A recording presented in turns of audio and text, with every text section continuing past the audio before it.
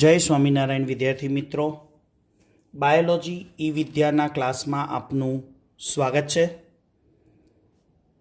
આનુવંશિકતાના પ્રકરણ ચેપ્ટરની ચર્ચા કરી રહ્યા છીએ. ત્યારે આપણે ટોપિક લઈશું 5.3 અને 5.3 ટોપિક મોસ્ટ આઈએમપી તરીકે શું સમજવાનું છે? દ્વિસંકરણનો પ્રયોગ સમજવો છે. કયો પ્રયોગ સમજવો છે મિત્રો? દ્વિસંકરણનો પ્રયોગ. એ દ્વિસંકરણનો પ્રયોગ બે જનીનોનું વારસાગમન. આગળ શીખ્યા હતા વટાણાના છોડ ઉપર એક સંકરણનો પ્રયોગ. તો આ મેન્ડલનો દ્વિસંકરણનો પ્રયોગ કોના દ્વારા આપવામાં આવ્યો હતો? મેન્ડલ દ્વારા. મેન્ડલના દ્વિસંકરણ પ્રયોગનું આપણે સમજૂતી લેવી છે અને વર્ણન શીખવું છે. તો પહેલા તો મિત્રો દ્વિસંકરણની વ્યાખ્યા અને ડેફિનેશન શું થશે? દ્વિસંકરણ એટલે બે લક્ષણોને ધ્યાનમાં રાખીને એટલે કે અનુલક્ષીને યોજાતા સંકરણ પ્રયોગને દ્વિસંકરણ કહેવાય. દ્વિસંકરણ પ્રયોગ એટલે શું? તો બે લક્ષણોને ધ્યાનમાં રાખીને યોજાતા સંકરણ પ્રયોગને દ્વિસંકરણ કહેવાય. મેન્ડલે મિત્રો ત્રિસંકરણ પણ આપ્યો છે.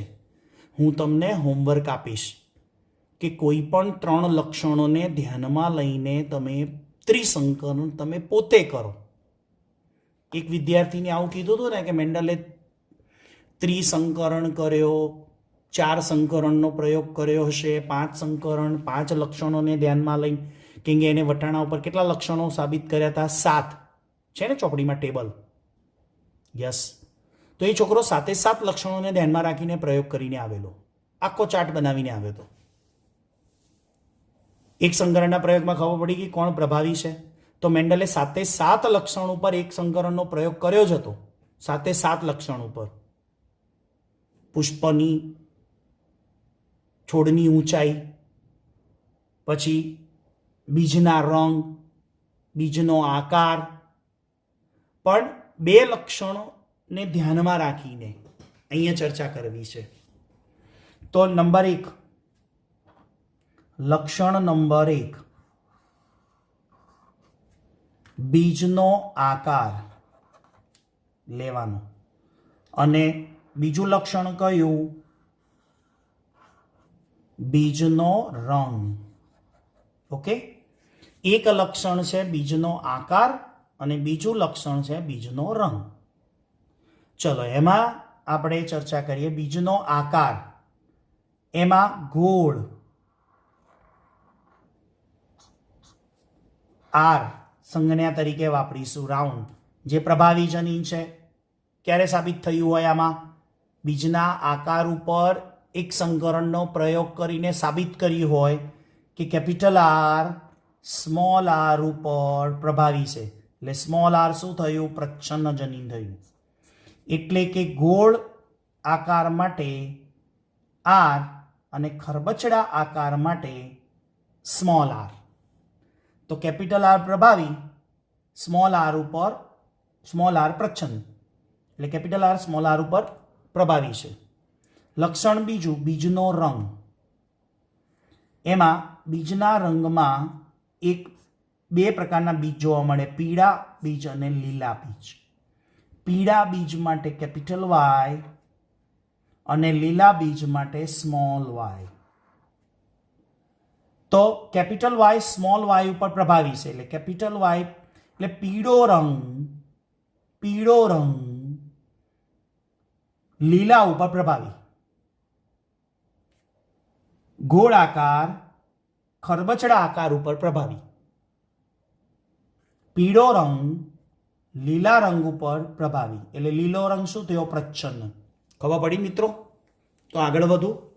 તો ચેરક બોર્ડ દ્વારા સમગ્ર પ્રયોગની આપણે સમજૂતી લેવી છે અને તમારા માટે સરસ મજાનું ચેરક બોર્ડ મેં રેડી રાખ્યું છે, જેથી હું અહીંયા પ્રયોગમાં એના જનીનો મૂકતો જઈશ અને તમે સમજતા જાઓ, જેથી વધુ સારી રીતે તમને સમજણ પડે એવો આપણો પ્રયત્ન છે. એટલે દ્વિસંકરણના પ્રયોગને ચેરક બોર્ડ દ્વારા સમજીશું. તો બધા જ મિત્રો ધ્યાનથી આ વિડીયોને સમજશો.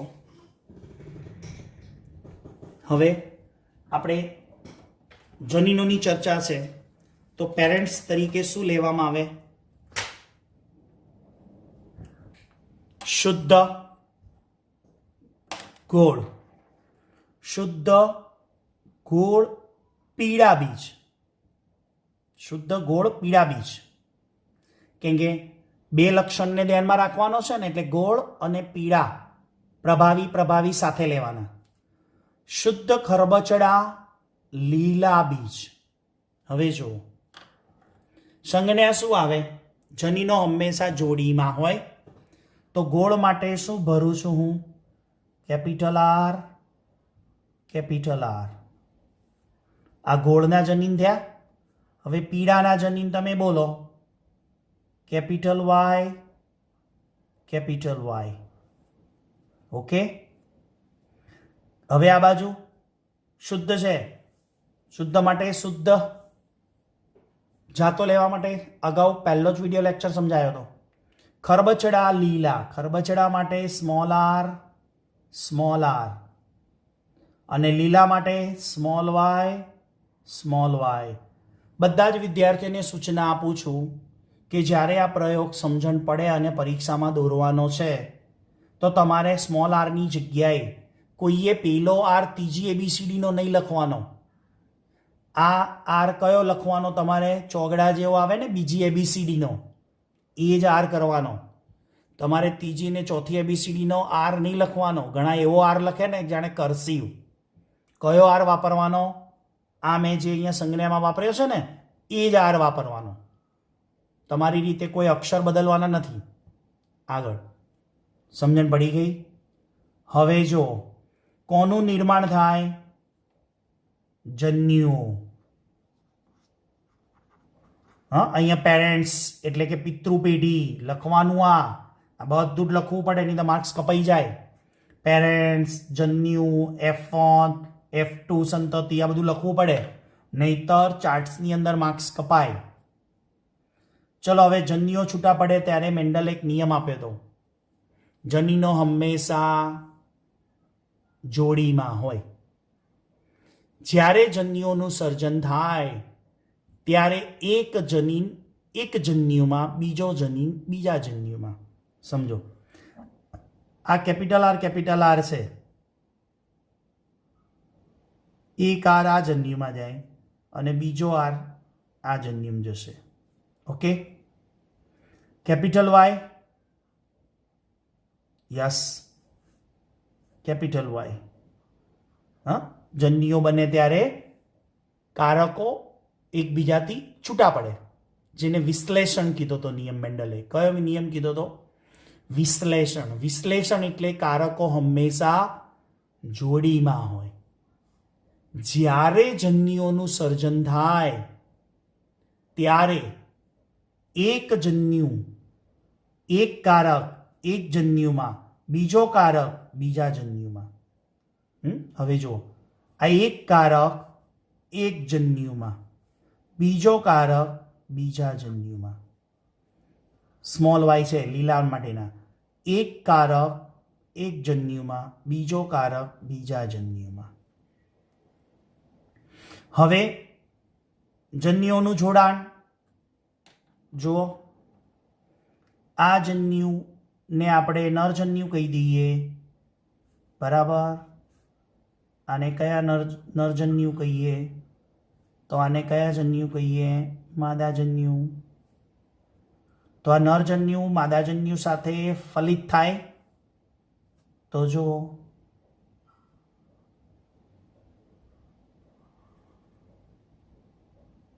Okay okay. તો શું થાય? બોલો. Capital R, small R, capital Y અને સ્મોલ વાય. તો આ કઈ પેઢી આવી? પહેલી પેઢી. પહેલી પેઢીમાં આ પિતૃ છે. પહેલી પેઢીમાં કયા છોડ આયા? બોલો. ગોળ પીળા. ગોળ પીળા બીજ. મેન્ડલનું કેવું એવું હતું કે પહેલી પેઢીમાં હંમેશા પ્રભાવી જનીન જ વ્યક્ત થાય. એટલે ભલે ને સ્મોલ આર જોડે છે, પણ પ્રભાવી કોણ થયો? ગોળ. અને અહીંયા સ્મોલ વાય છે, લીલાનો જનીન, પણ પ્રભાવી કોણ થયો? પીળો. ચલો મિત્રો, હવે આ ગોળ પીળા બીજ છે એનું સ્વફલન કરાવીએ. સ્વફલન એટલે ખબર પડે છે ને, આવાના આવા બીજા જ હોય. આવો બીજો સંતતિ લઈએ, capital R, small R, capital Y, small Y વાળી. એટલે અશુદ્ધ ગોળ પીળા કેવા કહેવાય? મેન્ડલ પ્રમાણે અશુદ્ધ ગોળ પીળા કહેવાય ને. હવે બીજા એની સામે અશુદ્ધ ગોળ પીળા બીજ જ લઈશું. તો નરજન્યુ અને માદાજન્યુ કેવી રીતે છૂટા પડે? તો જુઓ અહીંયા, કેપિટલ આર સાથે કેપિટલ વાય, કેપિટલ આર સાથે capital Y. Okay. Capital R સાથે સ્મોલ વાય. સ્મોલ આર સાથે કેપિટલ વાય. ઓકે. હવે સ્મોલ આર સાથે સ્મોલ વાય. હા. હવે અહીંયા આ નરજન્યુ આવે જેવી રીતે બન્યા એવી જ રીતે માદાજન્યુ પણ બને. તો સેમ સિરીઝમાં લખતા જાઓ, કેપિટલ આર કેપિટલ વાય. આના જેવું જ બને માદાજન્યુ, capital R small Y, small R capital Y અને સ્મોલ આર સ્મોલ વાય. ચલો મિત્રો, હવે F2 સંતતિ 4 નરજન્યુ છે, 4 માદાજન્યુ છે. કેટલા જન્યુ થયા?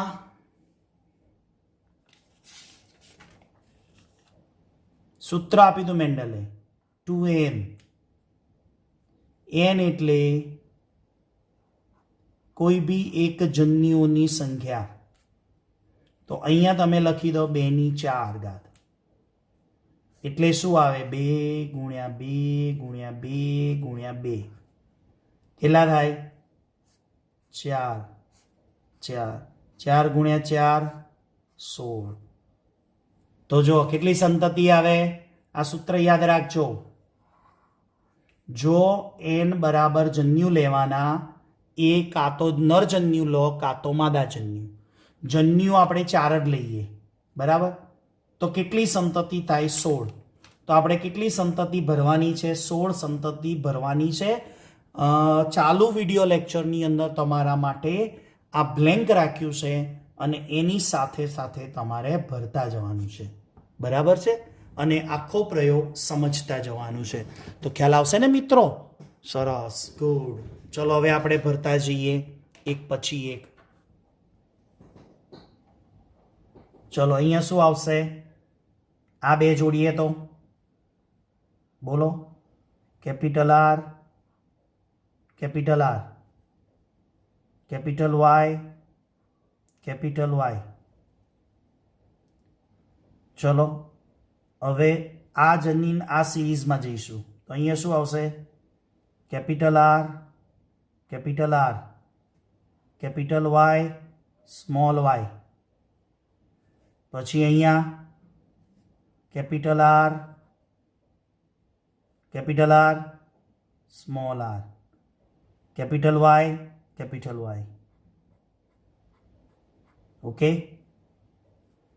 અહીંયા કેપિટલ આર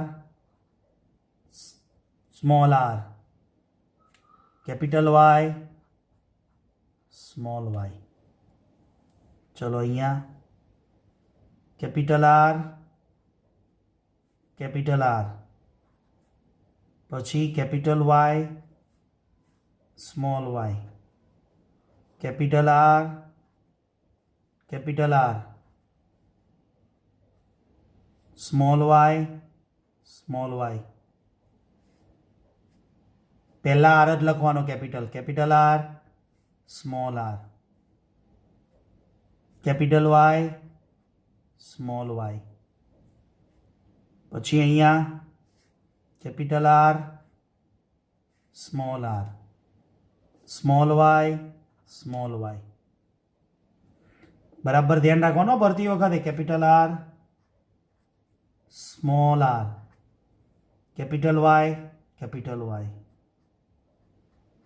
ओके, अहींया आगळ capital R, small R, capital R, small R, capital Y, small Y,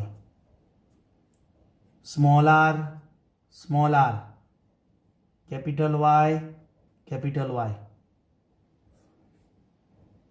small R, small R, capital Y, small Y. अहींया capital R, small R, capital Y, small Y, capital R, small R, small Y, small Y, small R, small R, capital Y, small Y, small R, small R, small Y, small Y. खबर पड़ी मित्रों? हवे चेरक board तो भर्યું, पण हवे नवी वात तमने शीखवाडवानी छे। चलो तमने खबर पड़शे ने हवे ध्यानथी शुं तमारे शुं ध्यान राखवानुं?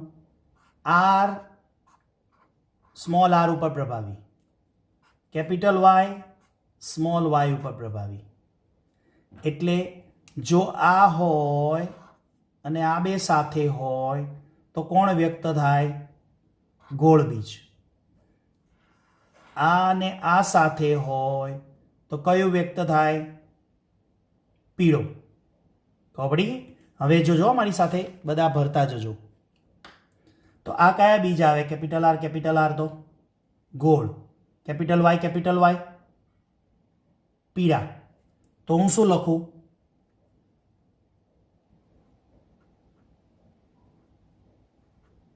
गोपी। गोळ पीळा कया बीज छे? गोळ पीळा।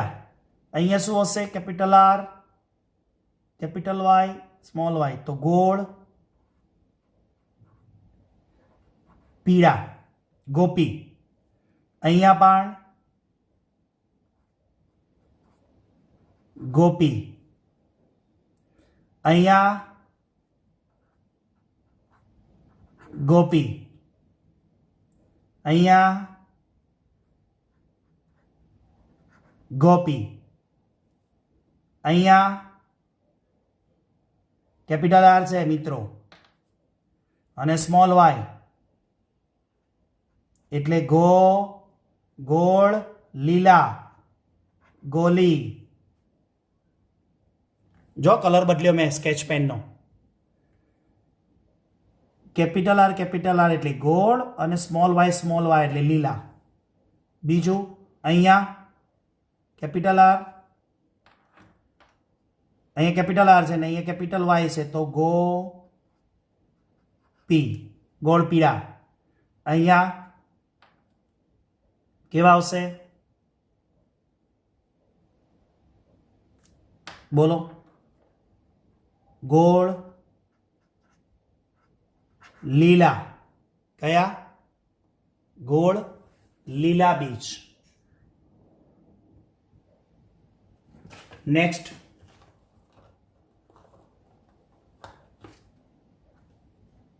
बोलो मित्रों। स्केच पेन लीधी मैं नवी। હવે અહીંયા શું આવશે?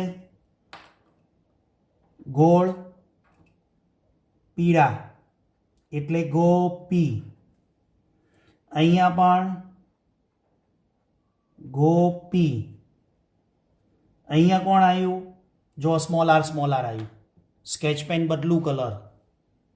બોલો, આપણે કલર બદલી નાખીએ.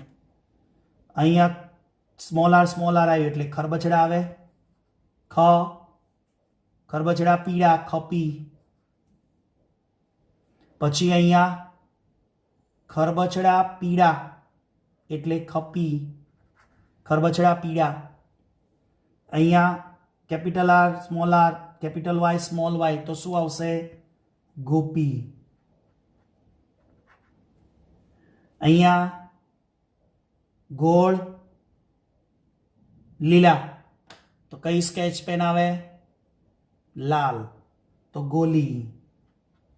ગોળ લીલા. પછી અહીંયા ખરબચડા પીળા તો કઈ સ્કેચ પેન? ખપી. ઓકે. અને અહીંયા ખરબચડા લીલા તો એના માટે અલગ વાપરવાની થઈને ખરબચડા લીલા. ખરબચડા લીલા. ખરબચડા લીલા આવ્યા ને તો એના માટે આપણે સ્કેચ પેનનો કલર બદલી દઈશું અને એક સરસ મજાનો કલર લઈ લઈશું. કયા આવે? ખરબચડા લીલા. ખલી. ખબર પડી મિત્રો? તમારી સાથે આ ચાર્ટ્સ મેં તમને સામે રાખીને ભર્યો છે. તો જુઓ, ગોળ પીળાની ગણતરી કરો. હવે ગોળ પીળા કેટલા થાય?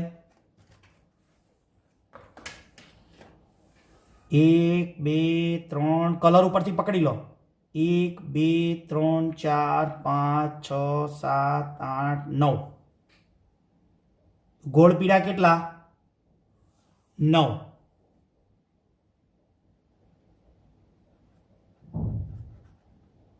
ગોળ પીળા કેટલા? 9. પછી ગોળ લીલા કેટલા?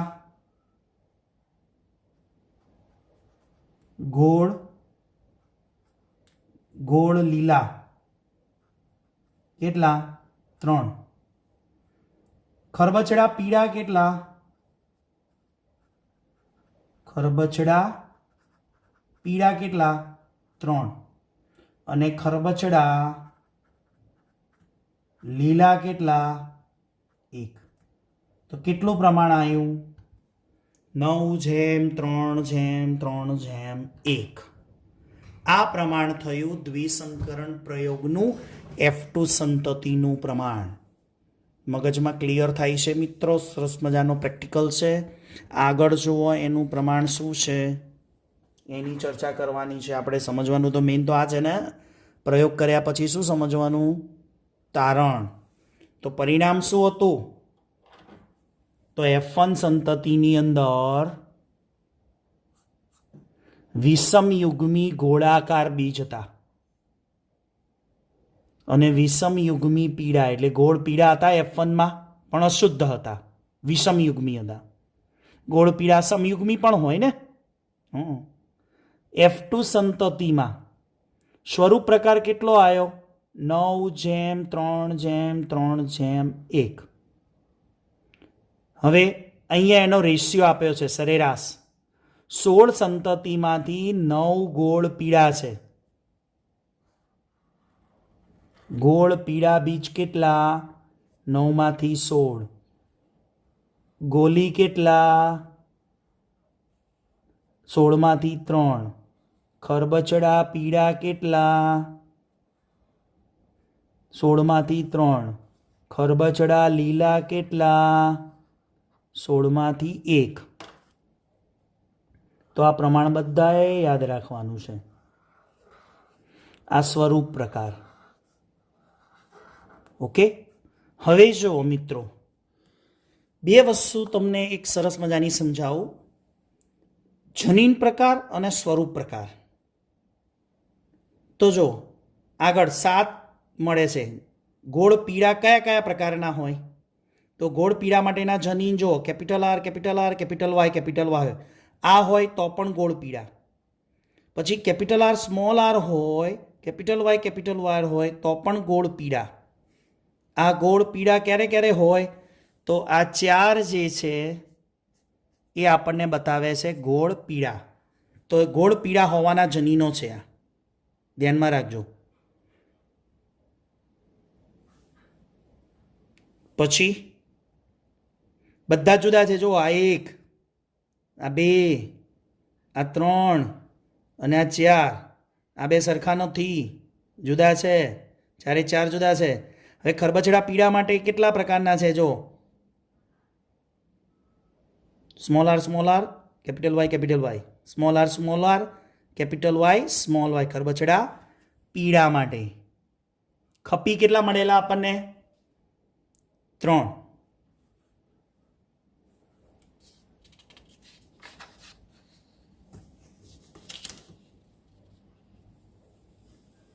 ઓકે. પછી ગોળ લીલા,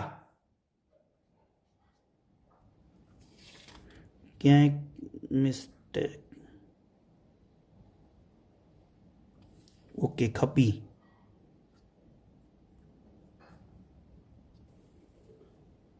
small R capital Y small R capital Y small R capital Y. જો હવે પાછળ ગોળ લીલા અને ખરબચડા લીલા. જનીન પ્રકાર.